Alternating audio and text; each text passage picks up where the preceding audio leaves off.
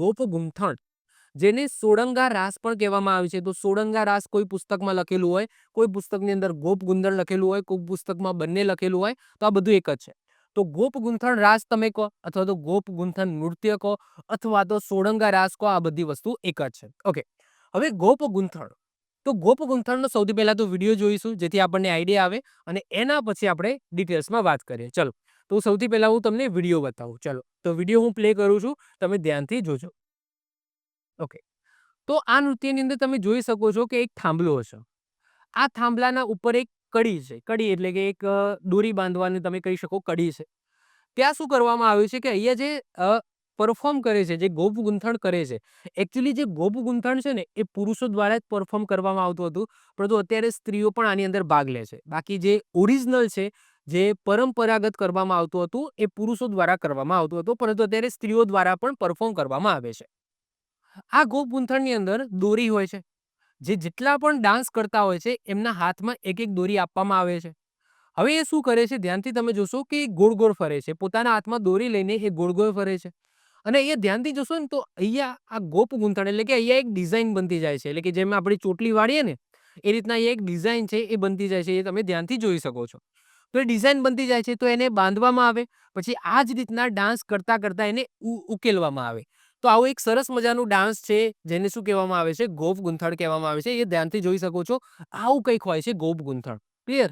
આને તમારે વધારે ડિટેલ્સમાં તમારે વિડીયો જોવા હોય તો તમને યુટ્યુબ ઉપરથી મળી જશે. ઓકે, ચલો. તો વાત કરીએ આપણે ગોપ ગુંથણની, જેને સોળંગા રાસ પણ કહેવામાં આવે છે. તો ગોપ ગુંથણ, સોળંગા રાસ એ સૌરાષ્ટ્રના કોળી અને કણબીઓનું જાણીતું નૃત્ય છે. આ નૃત્ય એક વિશિષ્ટ પ્રકારનો મનોહર રાસ છે. કોના દ્વારા પરફોર્મ કરવામાં આવે છે? તો સૌરાષ્ટ્રના કોળી અને કણબી સમુદાય દ્વારા પરફોર્મ કરવામાં આવે છે. આ નૃત્યમાં વણેલી સુંદર મજાની દોરીઓનો ગુચ્છ, અંદર બાંધેલી કડી, જે ઉપર કડી હોય છે એની વાત થાય છે, અંદર બાંધેલી કડીમાંથી પસાર કરીને તેનો એક એક છેડો રાસધારીઓ એટલે કે જે રાસ રમે છે એમના હાથમાં આપવામાં આવે છે. અહીંયા તમે જોઈ શકો છો. પ્રારંભમાં ગરબી લઈને પછી દાંડિયા રાસ જામે છે. રાસની સાથે બેઠક બેઠક એટલે કે બેસતા પણ હોય છે ને, આગળ જોયું. પછી ફૂદડી અને ટપ્પા લેતા લેતા રાસ પણ રમે છે.